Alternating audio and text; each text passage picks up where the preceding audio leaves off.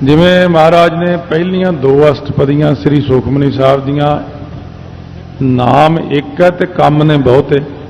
प्रभ कै सिमरन प्रभ कै सिमरन प्रभ कै सिमरन प्रभ कै सिमरन, सो हर सिमरन कर भगत प्रटाए, हर सिमरन लग वेद पाए।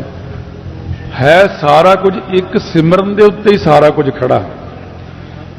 जिन्ना भी फल है वो एक सिमरन उत्ते, सिमरन एक है ते फल बहुते ने, बहुत फल ने सिमरन दे, लखां करोड़ां अरबां फल एक सिमरन दे विचों निकलदे ने। सो इस करके सतगुरु महाराज कहने जिन्हां ने नाम नूं श्रवण कीता है उन्हां गुरमुखां प्यारिआं नूं परमात्मा निशाने तक पहुंचा दिंदा है, उन्हां नूं शुभ गुणां दा स्थान बना दिंदा है। सो इस प्रकार नाल वो समझ लैंदे ने कि नाम दे श्रवण करके ही सारे जने जिहड़े ने वो नाम दी महिमा नूं ही कह रहे ने कि नाम नूं सुनो, नाम दे सुनने करके इंसान वड्डा बनदा। सुनिया शेख पीर पातशाह, नाम दे श्रवण करके ही पता लगता है कि शेख किहनूं कहंदे ने। मुसलमानां विच जिहड़े वड्डे ने वडक्के उन्हां दे बिरध शेख उन्हां नूं कहंदे ने, जां किसी कस्बे का मालक होवे अमीर होवे उहनूं शेख कहंदे ने, जां जिहड़े लोग मुसलमानी राज वेले हिंदुआं तो मुसलमान होए सी उन्हां नूं भी शेख कहंदे ने। तो इस प्रकार ये शेख का भाव है। पीर जिहड़े पीर ने बड़े बड़े भगती करने वाले, तपस्या करते हैं, बड़े बड़े पातशाह, ये सुन के ही पता लगता पात नाम तख्त दा है ते शाह नाम उहदे उत्ते बैठण वाले दा है, पात शाह। इस प्रकार पता लगता सुन के ही हरेक गल का पता लगता कि शेख बड़े बड़े जिहड़े मुसलमानां दे विच वडक्के ते पीर उन्हां दे जिहड़े भगत ने भगतियां करन वाले, फिर उन्हां दे पातशाह जिहड़े बड़े बड़े होए अकबर वर्गे हमायूं वर्गे। इस तरह महाराज कहने देखो भी सुन के ही पता लग्या ना, जे कोई कहे कि मैं शेख बनना है, मैं पीर बनना है, मैं पातशाह बनना है, वो नाम नूं श्रवण करे तपों राज उन्होंने मिलता। शेख जिहड़ा है शेष नाग लई वरतों कीती इहदी गुरबाणी विच। महाराज कहने शेख नाग तेरो मर्म ना जाना। शेष नाग जिहड़ा है ये धरती दे थल्ले 2000 जुबान है इसकी, जिहड़ी हर वक्त परमेश्वर का नवा नाम उच्चारण करती है। ये भी श्रवण की महिमा नूं कहंदा शेष नाग भी। ते जिहड़ा शेष नाग की सेजा दे उत्ते सौंदा पीर इहदा जिहड़ा वो विष्णु है। विष्णु भी सुनिया की महिमा नूं ही कथन करता है, क्योंकि उन्होंने ही पातशाह कहते हैं। परमेश्वर तो दूसरे नंबर ते इसे नूं ही पातशाह कहते हैं, क्योंकि लक्ष्मी सारी इहदे अधीन है। इस करके महाराज कहने ने वो पातशाह बन जाता है। नाम दे श्रवण करने करके ही पदवियां प्राप्त हो जांदियां ने। तो पात स्वरूप रूपी तखत का मालक बन जाता जिहड़ा नाम नूं श्रवण करता है। इस करके श्रवण करन दी महिमा नूं सारे ही कही जाते हैं, ते श्रवण करने करके ही बंदा शेख पीर पातशाह बन जाता है। सुनिया अंधे पावै राह, नाम दे श्रवण करके पहला तो प्रतक्ष ही है कि अन्ने बंदे नूं आपां कहने आ सीधा आ जा, हुण खब्बे मुड़ जा, अगे देखी ध्यान नाल आई, अगे इट पई है ये टप जा। श्रवण करन नाल ही उहनूं पता लगदा रस्ते दा। इसे तरह ही भगती रूपी रस्ते का अज्ञानी जीव नूं श्रवण करके ही पता लगता, कथा सुनता। गुरबाणी के अर्थ नहीं जदों तक श्रवण करता उदों तक सोझ ही नहीं पैंदी। इतिहास नहीं जदों तक सुनता उदों तक उठना बैठना नहीं आता बंदे नूं। जिहड़े बंदे ये गलती कर गए अपनी जिंदगी विच भी असीं कदे कथा नहीं सुननी,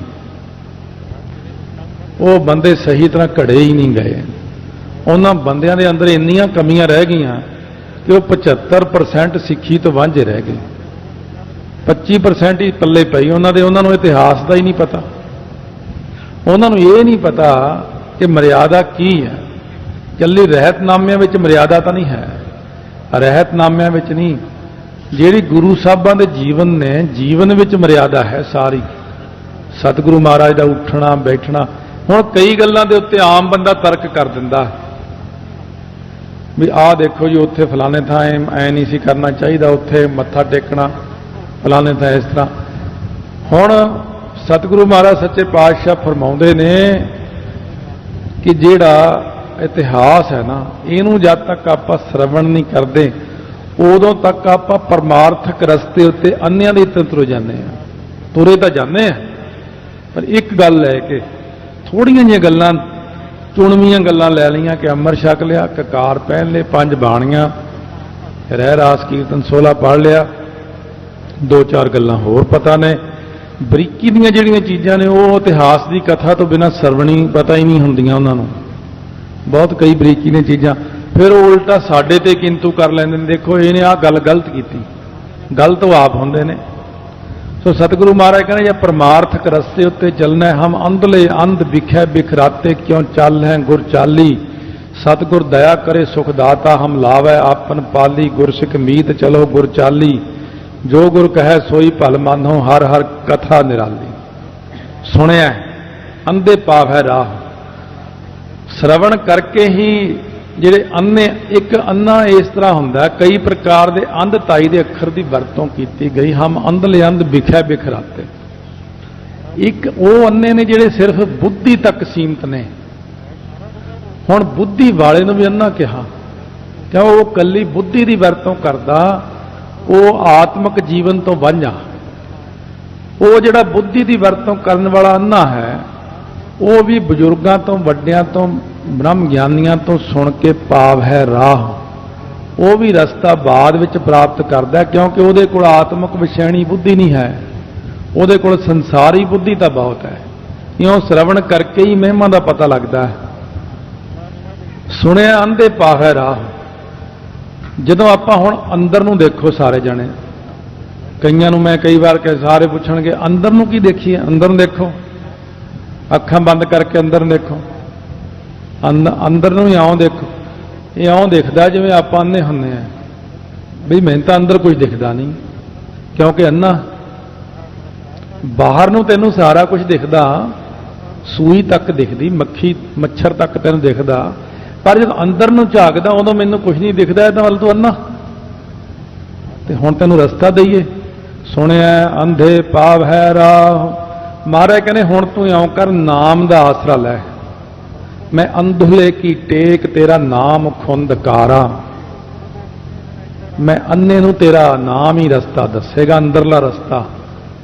बैखरी बाणी चला अपनी, मूँह नाल वाहिगुरू वाहिगुरू कर, फिर तैनूं कंठ विच जाप होवेगा। अन्निया फिर तैनूं पता लगेगा कि हिरदे च जाप किन्नी तेज हुंदा, किन्ना रस आउंदा, हिरदे च जाके किन्नी अंतरजामता हो जाती है। फिर अगे तो अगे अवस्था जदों आवेगी, जदों बहुत उच्ची स्टेज च जावेगा, फिर कहता है महाराज कहने कह नानक यह नेत्र अंध से सतगुर मिलिया दिव्य दृष्ट होई। फिर अन्ने बंदे नूं फिर ज्ञान हुंदा, जाके जदों अंदरले पासे ज्ञान हुंदा, अंदर नूं नेरा बाहर नूं चानण है। महाराज कहने बाहर दिसा चानना दिल अंधियारी रात, बाहर तो बड़ा चानण दिखता, पर अंदर नेरा ही नेरा। ये जिहड़ा अंदर अपने अंधताई छाई हुई है, ये जिहड़े अंदरले रस्ते ने पाव है राह, राह की प्राप्ति जिहड़ी करनी है, त्रिकुटी नहीं छेती खुलती किसी की, आग्या चक्कर खुलण नूं टाइम लग जाता। सिमरन वाले नूं भी बड़ी तकलीफ हुंदी है इन्हां गल्लां दी, कंठ वालिआं नूं तां पहिलां तकलीफ बहुत ज़्यादा हुंदी, भज्जे फिरदे ने फिर पुछण वास्ते भी की करिए, हुण पाठ बंद कर दईए, इन्नी तकलीफ खड़ी होगी गल विच। जदों गले विच जाप शुरू हुंदा बहुत तकलीफ, पर उहदियां होर निशानियां हुंदियां ने। किते एवें किते गल पक जे लोकां नूं कहने फिर पता नहीं मेरे अंदर जाप ही चलन लग गया, इलाज करा लिया उहदा, किते उही होर ही भुलेखे च मारे जाऊं, वो होर निशानी हुंदी है उहदी। सो इस प्रकार दे नाल अंदरले रस्ते जिहड़े सुण के पता लगदे ने। जद कोई आके कहंदा मेरा गला इन्ना दुखदा, मैं 25 पाठ जपजी साहब करदे नूं 3 साल हो गए, पर हुण मेरा गला बहुत दुखदा, अगों प्रश्न ये हुंदा भी तेरा मूँह मिठा मिठा हुंदा, कहने मूँह में तो बड़ा मिठास, बहुत घुट्टा आउंदियां मूँह च, बस फिर थोड़ा ही टाइम है हुण तेरे अंदर कंठ विच जाप चलण वाला ही आ। हुण ये कंठ विच जदों जाप, यही तो रस्ता जिहड़ा दसना, ये तो आम बंदे नूं नहीं पता हुंदा भी मेरे की हो गया अंदर। सो किसी दे जाप शुरू होण लग्या, कई बारी जाप शुरू होण नाल थोड़ी एलर्जी भी हो जाती शरीर ते, माड़ी माड़ी खुरक जी भी हो जाए, कभी शरीर पीला भी हो जाता। जिवें एक सिंह दे शुरू होण लग्या सी, घबरा के उन्हें सारा नितनेम छड्डता, मैनूं पता नहीं की हो, वो कई साल छड्ड के रखे। जदों अचानक असीं इकट्ठे होए एक दिन, कहना मैं कहा किन्नी किरपा महाराज की, किन्ना पाठ करना, पहला बड़ा कीता, फिर मेरे गल विच दर्द, फिर मेरे शरीर के उत्ते खुरक, फिर ऐ हो गया, फिर पीला हो। मैं कहा थोड़े दिन की खेड़ सी सारी, शुरू हो जाना तेरा जाप। फिर बड़ा पछताया। इस करके सुनिया अंधे पाव है राह, अन्या नूं आउं राह दसीदा भी ये अंदरला रस्ता इस तरह खुलता है, अंदर ये रस्ते हुंदे ने। ये सारियां चीज़ां सुन के ही पता लगदियां, कुंडलनी आउं खुलदी है, ये सारियां चीज़ां सानूं भी सुन सुन के ही पता लगियां होईयां ने। नहीं जानिए कोई संगत च कई बार बैठा ही हुंदा बंदा, गल दुखदा ही हुंदा उहदा। तो जिवें बॉम्बे कथा कीती जद जपजी साहब की, तो उत्थे आ जिहड़ा पिछे चक्कर दसे सी आपां ने, मूलाधार सुधारा स्थान चक्कर, विशुद्ध चक्कर जिहड़े आ, मणिपूरक अनहत, ये सारे चक्करां जो गल की, इन्हां दे रंग दसे मैं, इन्हां दा रंग जिहड़ा दस्सिया जो चिट्टा भी फलाना, पीला रंग, नीला रंग। तां संगत विच उठ के एक बंदा आया बाज, कहना मैनूं जब 3 साल हो गए, मैं तो कई हस्पताल घूम लिया जी, यशलोक तक जाया हस्पताल तक, मैं बड़े बड़े महंगे डॉक्टरों को फीस दे के दिखाया। कहना मैनूं अज पता लग्या भी मेरी अवस्था खुल रही, तो मैं तो डॉक्टरों को दिखा दिखा दवाइयां पा पा थक गया, क्योंकि वो अवस्था जो दिव्य दृष्टि खुल रही सी, वो कहना ये वाकई इस तरह मेरे अगे आ रहा, नीला रंग, पीला रंग, कदे लाल रंग, इस तरह बार बार रंग आउंदे। मैं कहा हुण किहड़ा रंग है? कहने चिट्टा। मैं खड़ गई गल, मैं चिट्टे ते आके गल खड़ जानी, चिट्टा रंग ही सारे नालों श्रोमणी, चिट्टा ही अकाल पुरख का रंग है। इस करके पहला कईयां नूं ये पता ही नहीं लग, जब तक जे संगत कीती होवेगी ना, जे इत्थों ही सारा राह समझ के चलो श्री हेमकुंड साहब का, थानू राह च किसी नूं पुछण दी लोड़ नहीं है। पहला पुछ के जावे बंदा, उत्थे की चीज़ की लोड़ पैनी है, दस देंगे, बरसाती लैके जाई, नाल एक सोटा जिहा लैके जाई सुम्मे वाला, नाल छोलियां दे दाने भी लै जी थोड़े जे, कई चीज़ां दसणियां नूं। उत्थे इन्नी ठंड हुंदी आ, गर्म कपड़े लेके, इत्थे भुलेखे नाल ही उत्थे जा वड़े ते ठंडे कपड़े लैके जा वड़े। जे बंदे ने किसी थां बारे पहलां सुनिया होवेगा तां उहनूं उत्थे जाना औखा नहीं हुंदा। जे संगत विच कई चीज़ां तुहाडे काम दीयां नहीं, कई बंदियां दे काम दी चीज़ नहीं, वो कहंदे असीं इन्हां गल्लां तो की लैणा। पर भलिया लोका, जे कल नूं शुरू हो गया, तेरे अंदर भी कुछ रब की किरपा होगी, फिर याद कर कर आखेगा हाँ गल मैं सुनी हुई, तां ही तो मैनूं पता लग। महाराज कहने सुनन नाल बहुत फर्क पैंदा, इस करके सुनिया करो, ना भी समझ आवे किसी गल दी तां भी सुनिया करो, तां भी वो गल जमा कर लो अपने खजाने च, किते कल नूं नहीं जानी वो कम ही आ जाए अपने। इस करके सुनन दे नाल अन्ने बंदे नूं रस्ता मिल जाता हरेक पासे दा ही। सतगुरु महाराज ने बख्शिशां कीतियां, हले ये 2-3 पंक्तियां होईयां ने, कल नूं श्रवण कर लवांगे, बाकी समा हो गया। इस करके देखो सुनिया दे विचों कितना कुछ निकलदा। ये जदों भी जपजी साहब का पाठ करो बड़े प्यार नाल करिया करो, ताइयों आप एक पौड़ी बाद विच पढ़ा दिंदे आ। इन्ना गा के ही पढ़ना सारा जपजी साहब का पाठ, जदों किते कार विच कल्ले जाओ, किते स्कूटर ते दूर दा सफर होवे, किते बस विच बैठे नीवी पा के अपनी ध्यान विच ही गाउंदे रहो जपजी साहब के पाठ नूं। एक एक पंक्ति नूं अखां दे अग्गों लिजाओ ते उहदे अर्थ दी नाल नाल विचार, सूखम विचार करते जाओ। क्यों सतगुरु जिन्ने अर्थ तुसीं सुने ने ये किते भुलने नहीं, तुहानूं सब याद आ जाया करने मौके ते भी सुनिया अंधे पागा राहो, किते मामूली पंक्ति नहीं, ये नाल तो बड़ा कुछ मिलता। संसारी राह खुल जाता है, विद्या का मार्ग खुल जाता है, ये नाल परमेश्वर का रस्ता खुल जाता है। नेरे विच तुरे जाते महापुरुष बाबा गुरबचन सिंह जी खालसा जंगल दे विच, सिंह कहने महाराज अगे तो बड़ा नेरा, कहने तुरे आओ बस, सुनिया अंधे पागा राह, कहने मैनू तो सारा कुछ दिखी जाता सामने। क्योंकि ब्रह्म ज्ञानी नूं सारा रस्ता दिखदा हुंदा। इस करके ये पंक्ति ऐसी है कि अन्यां नूं राह पार नहीं, जिथों मर्जी डिक्का पै जे उत्थे ही इस पंक्ति ने रस्ता दे देना आपां नूं। तां सतगुरु कहंदे आओ कन्नां नाल सारे सुनो, कन्नां नाल सुणदे होए हिरदे च विचार करो। वाह आश्चर्य है, गो अज्ञान दे नेरे नूं मेट के रूह जो प्रकाश करदा है ਉਹਨੂੰ ਕਹਿੰਦੇ ਹਨ ਵਾਹਿਗੁਰੂ ਵਾਹਿਗੁਰੂ।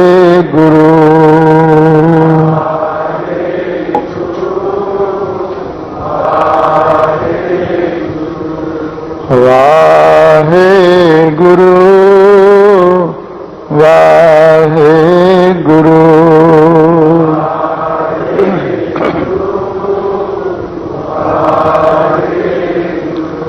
ਵਾਹਿਗੁਰੂ ਵਾਹਿਗੁਰੂ।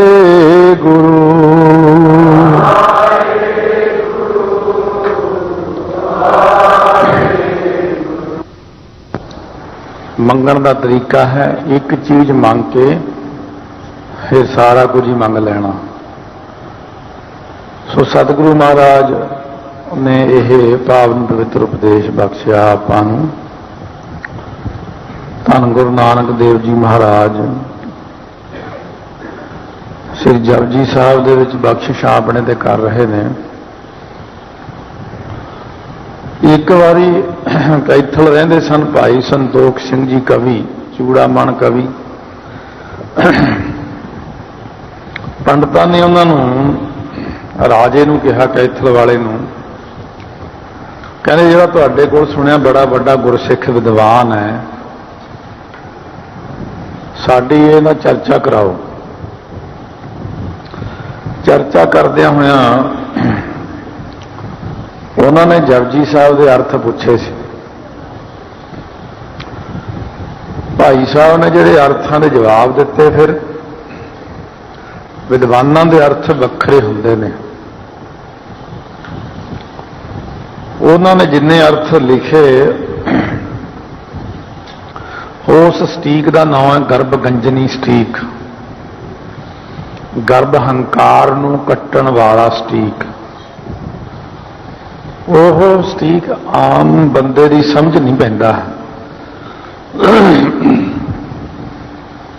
ਉਹ ਤਾਂ